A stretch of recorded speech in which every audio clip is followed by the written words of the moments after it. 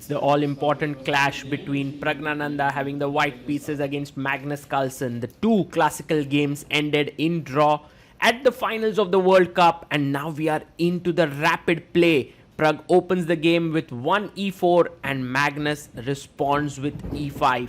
Knight comes out to f3 and Magnus, will he go knight c6? Yes, he does. He plays his knight out to c6 and Pragg plays his favorite Italian with bishop to c4. Knight comes out to f6 and now d3, a very solid system bolstering the center.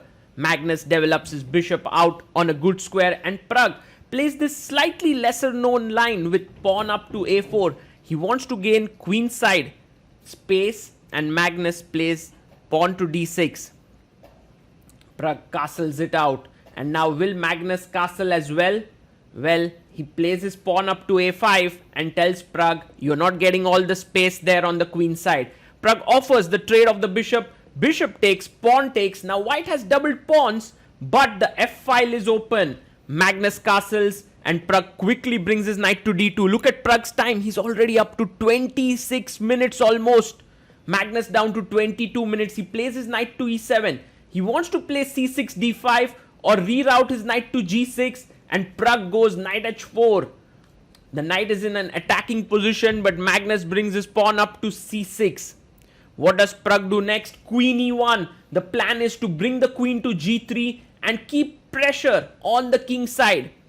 Magnus pushes his pawn to d5. Now, if you take here, then black would have a very strong center, so Pragg goes back. And now taking here is not a good idea because there's a lot of pressure on f7. That's the reason why Magnus plays his queen up to d6, but now queen g3, pinning the pawn here, putting pressure here. There are threats of playing d4 in the air, so Magnus quickly attacks the queen and asks it to move from that square.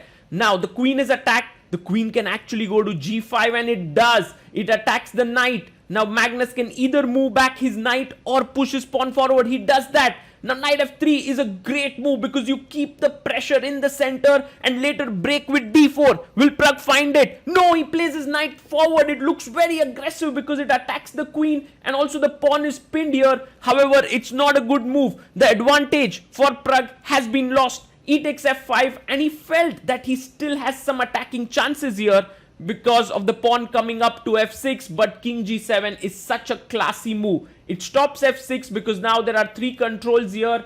Pragg brings his king to h1 and now another beautiful move, queen f6. You can't avoid the trade of queens because after knight f5 e4 there's this knight e3 fork. Magnus has seen this and Pragg has to trade the queens, and after knight takes f6 black is out of the woods. The position is now still around equal, maybe very slightly better for Magnus, but Pragg's advantage is nowhere to be seen. e4 played. Now pawn pushes forward.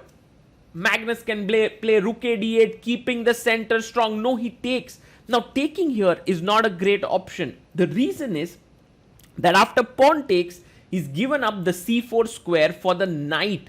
And now the knight can put pressure on the a5 pawn, as we'll see later in the game. Rook a d8 hits the knight here on d2. Pragg can just move his rook up and he does. It defends the knight and plans to double the rook on the f file. This is still a very complex end game. You can say middle game, queenless middle game position. Rook to d4 putting pressure on the e4 pawn. Pragg brings his rook here so that if the knight moves, f7 falls.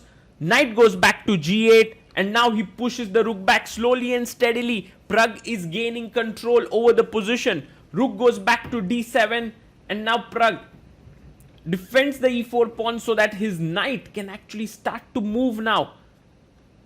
He plays rook e7 and knight c4 would be very, very powerful because it attacks the a5 pawn.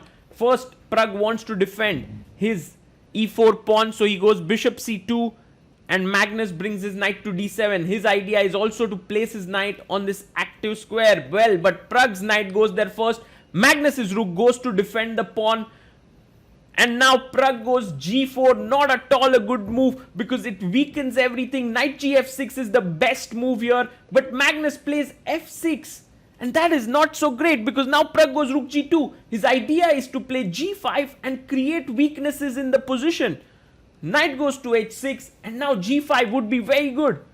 Suddenly Pragg is once again pressing here with the white pieces. He pushes. This is such an important game because the one who would win this would get a huge amount of advantage in this World Cup finals. Rook g3 is a good move here, but he goes rook g2. Maybe not the best place for the rook, but these are very subtle points which are very difficult to consider. Rook e6 played, and now after rook d2 attacking the knight, Magnus finds a brilliant move, rook f6, because now if you take the knight, the rook is hanging, and if you take the rook, the knight will take it. With this, what he has managed to do is reduce Pragg's pressure to some extent and exchange one pair of rooks.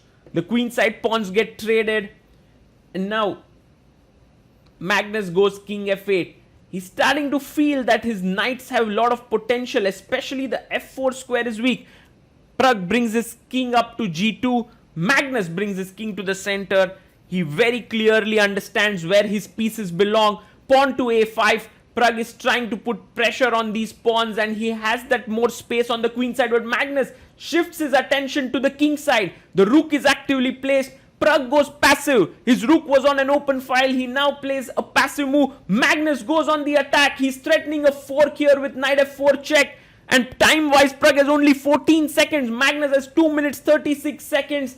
The king goes back to g1. The knight moves in. Black is suddenly taking over the initiative. Pragg has to be careful. Rook comes out to h3. Now bishop d1. Very important move to keep control over the position. But he blunders with a6. Pragg had very little time on the clock. And after takes here, Pragg's idea is bishop a4, knight a5, try to attack the c6 pawn. That's exactly what he does.